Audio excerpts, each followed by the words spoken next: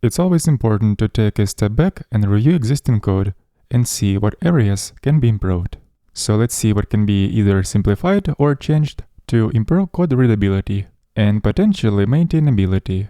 Let's start with activity item component, and in here where we are listening for select event, we're passing two parameters to set activity seconds to complete listener. And here we also have a check if event variable will be null or undefined, we're gonna fall back to 0.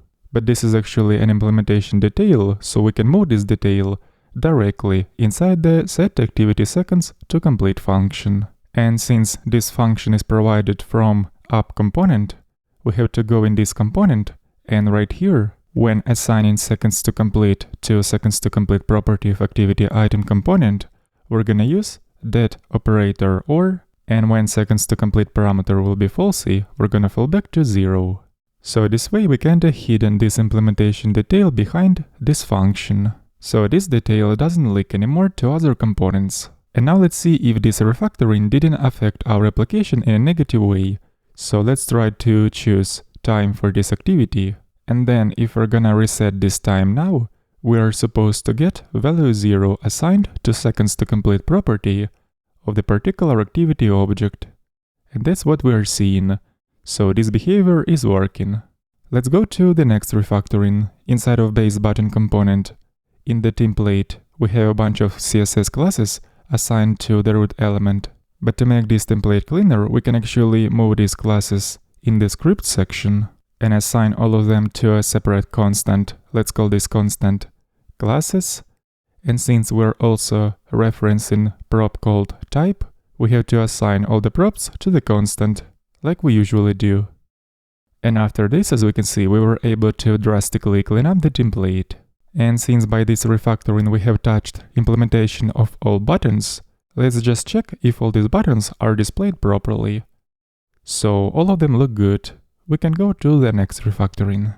Inside the timeline hour component, we have such expression where we're getting current hour from the date object. But just because this expression is used in a couple more places in our application, it makes sense to move this logic in a separate function in order to reduce code duplication. And that's what we're gonna do right now. So we're going to call our new function current hour. At the top of this file, let's write down an import for this function from functions module.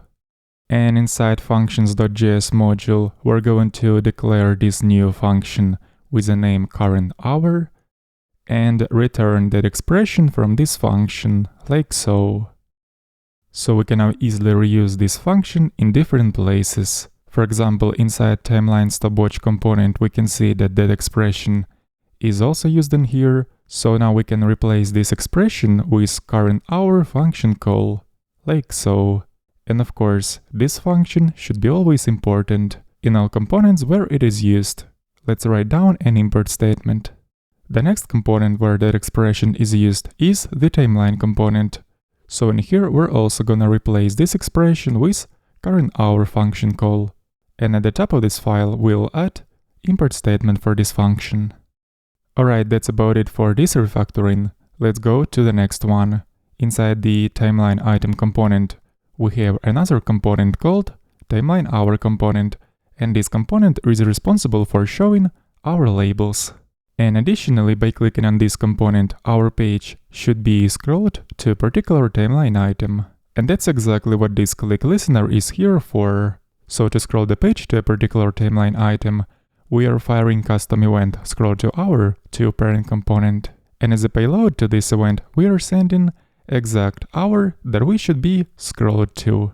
But actually it is not necessary to pass this data to parent component, because once this event scroll to hour is received by the parent component, we can directly pass an hour of the particular timeline item object simply by accessing our property on timeline item object like this.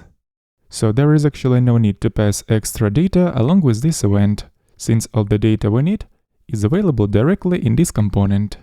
But of course, after doing this change, we have to go back to timeline item component and change validation function used to validate payload for scroll to hour event, because now we are not passing any data with this event.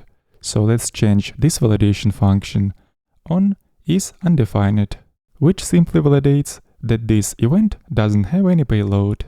And at the top of this file, we should also change import of isValid function on is undefined function. And previously, I have also made one mistake while importing current hour function inside the timeline hour component. So here we need to tweak this import by adding letter S. The module name is called functions. And now we are ready to check everything in the browser.